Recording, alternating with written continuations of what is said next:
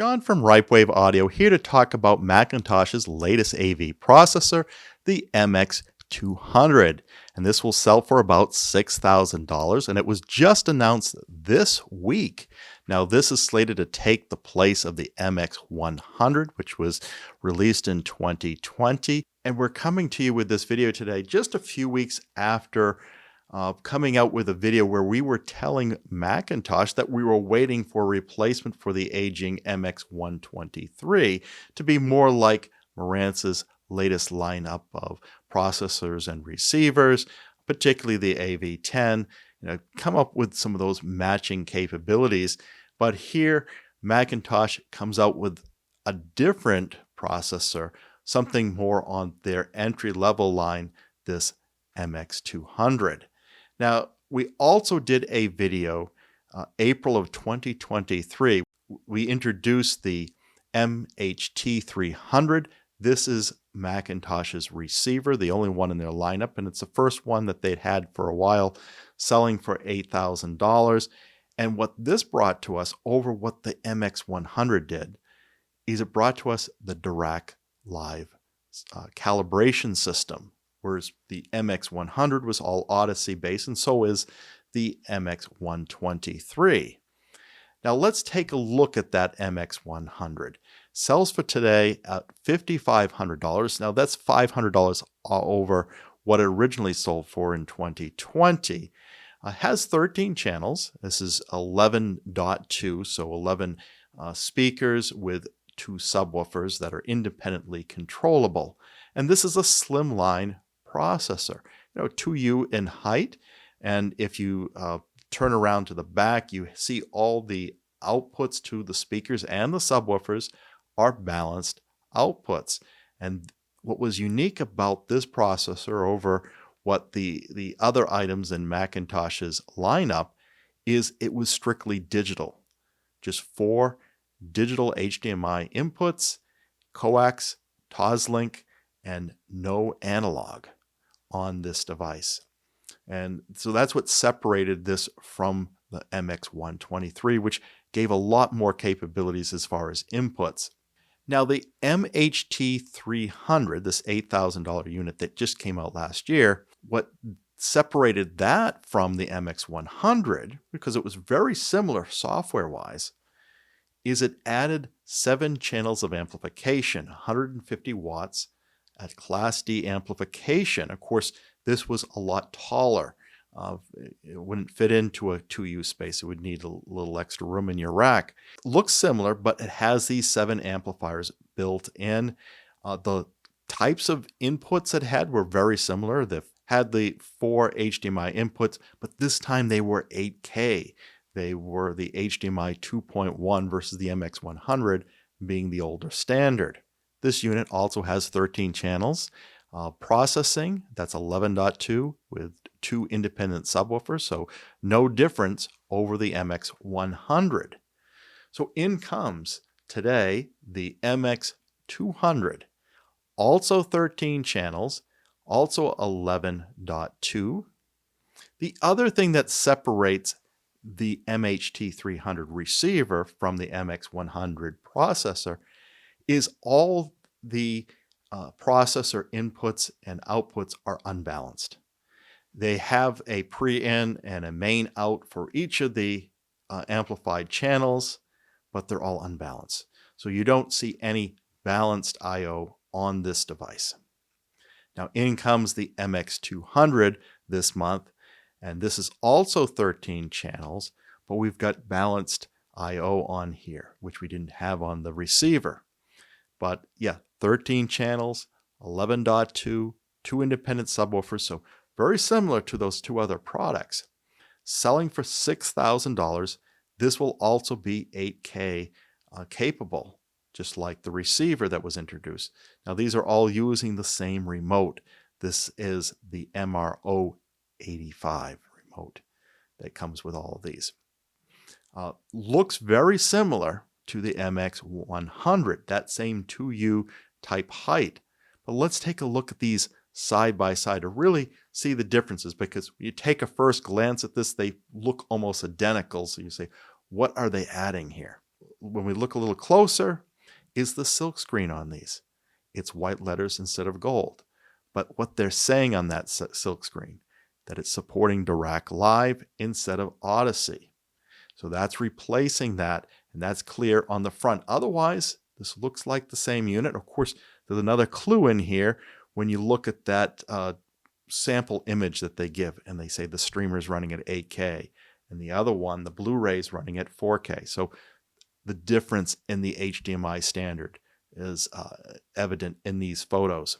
Let's also now turn these things around, look on the back. What are the differences between the 200 and the 100?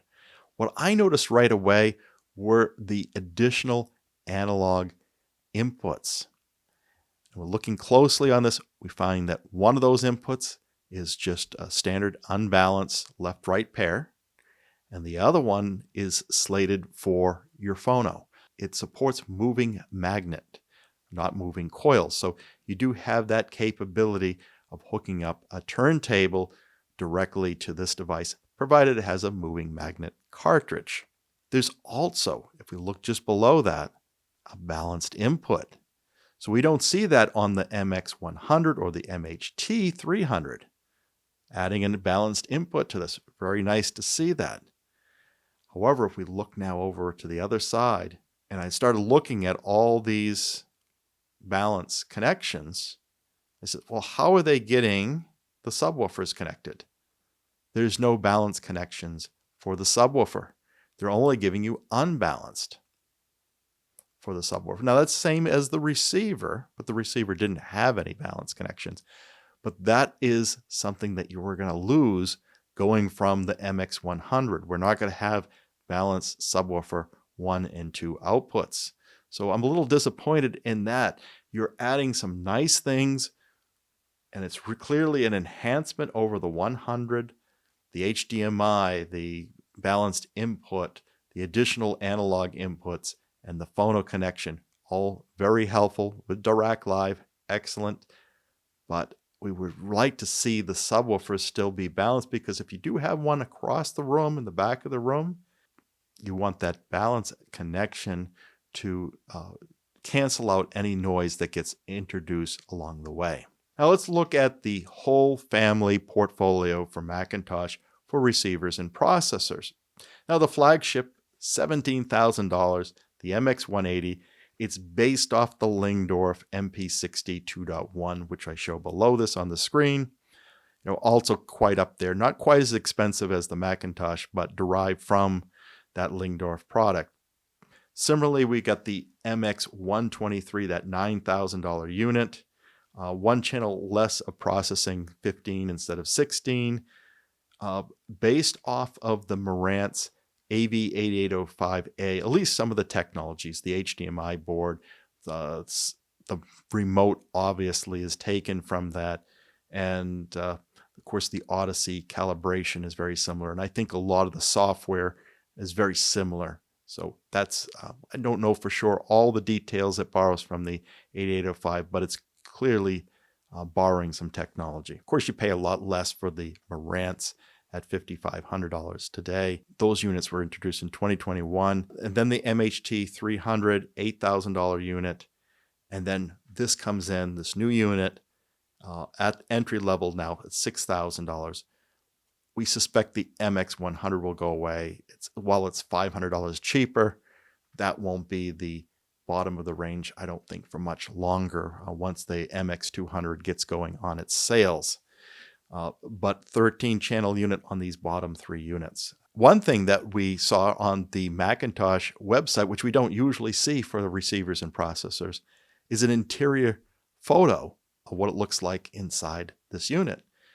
Usually very hard to find inside shots, even within web pages that other third parties put out. And here happens to be a shot that's showing the HDMI board. Now, I think this HDMI board that's in here looks different than what I see in a Marantz or even in the McIntosh MX123. So maybe that McIntosh is doing some of their own or using a different source for this HDMI board than they did for the MX123. If you know if this is similar to what's in the MHT300 or the MX100, let me know. But of course, it would be different than the MX100, at least from the sheer reason that it's using HDMI 2.1. We can see the power supply in here in the shot very clearly as well. Always very nice, cleanly executed circuit board designs in a McIntosh product. Here's another shot comparing the MX200 with that of the MX123. And here you can clearly see how the HDMI boards are different in this newer product, and a different power supply for that more expensive product, that E-core versus looks like a toroidal power supply in this MX200. Now let's take a look at the speaker layouts, as we always do at this point in introducing a new product. And the MX200 will give you a 7.2.4, just like the MHT300 and the MX100. So these are all for that 13 channels. That's how it's your maximum configuration is. 7 ear levels, 2 subwoofers, and 4 height channels. And those subwoofers, as we said before, are independently controllable. Now, if you moved up to the MX123, of course, you can do front wide speakers and more rows of heights. So if you need that, you're definitely moving up to that product. But the MX200 is falling in line with that bottom tier that McIntosh delivers. And when you're looking at surround decoding formats, they all have Dolby Atmos and DTS:X. On these entry products, and the MX200 is no different, we don't have any DTS:X Pro, nor would we really expect it for a 13-channel processor with no front wide support. But we don't have Auro3D support either. So that is not in this product. No headphone jacks, which is typical of McIntosh. No FM tuner. The only product that we've seen an FM tuner on is the MHT300 receiver. You can see on the back of that one that has an antenna connection. You don't see that antenna connection on these others, including the MX200. So we know there's no FM tuner on it. What we see on this product, and it was revealed in the silkscreen on the back of the MX200 as well, is now the power is auto switching between 110 and 220 volts.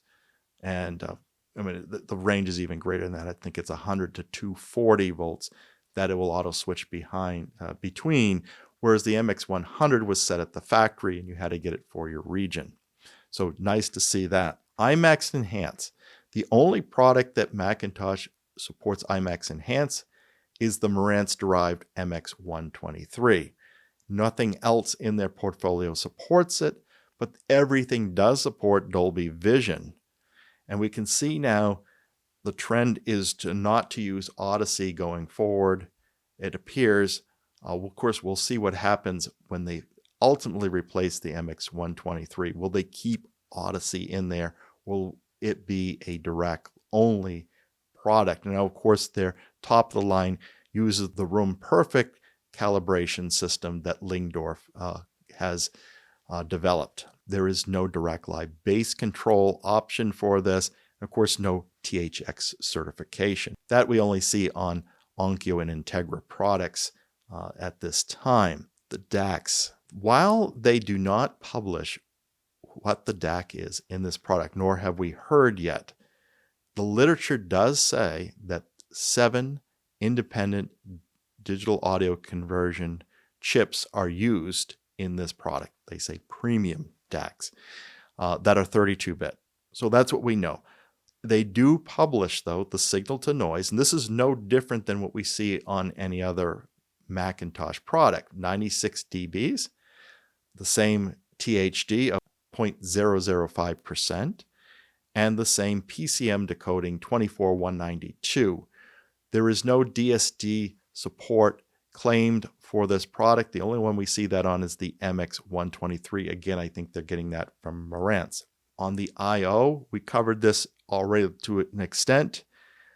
You'll see the numbers here for the multi-channel output. That's for your pre-outs.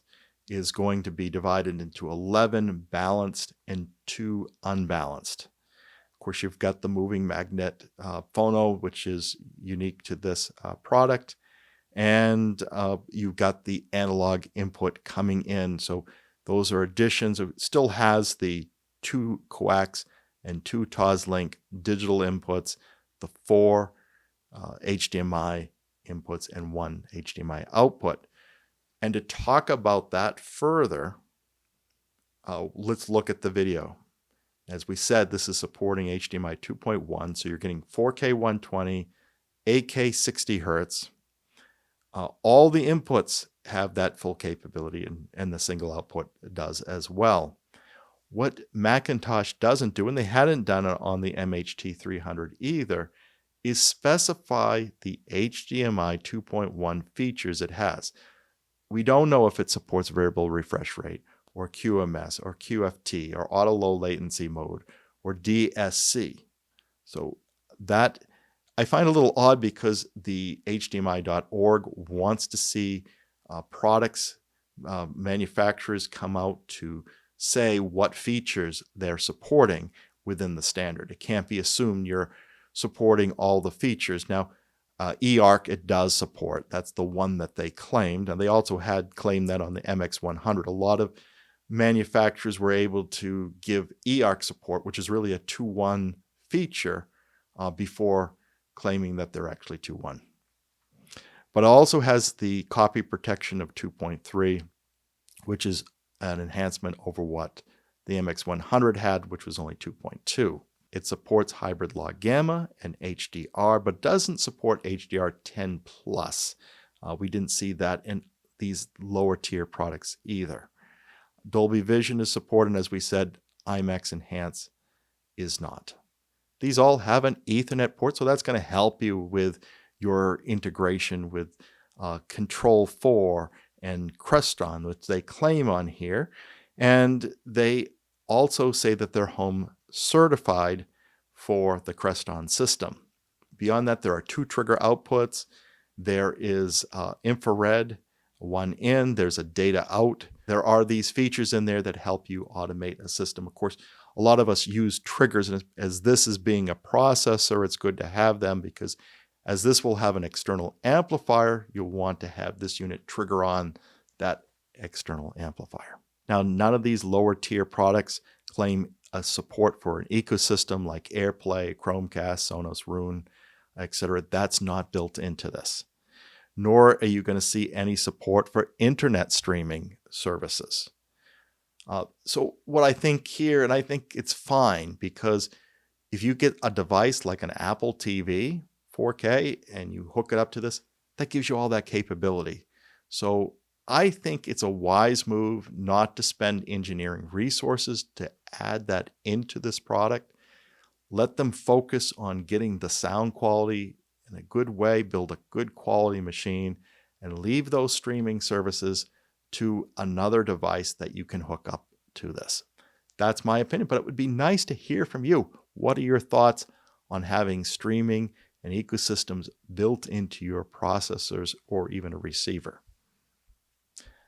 The remotes. Now, we've already talked about this using a remote that's becoming common in Macintosh processors and receivers.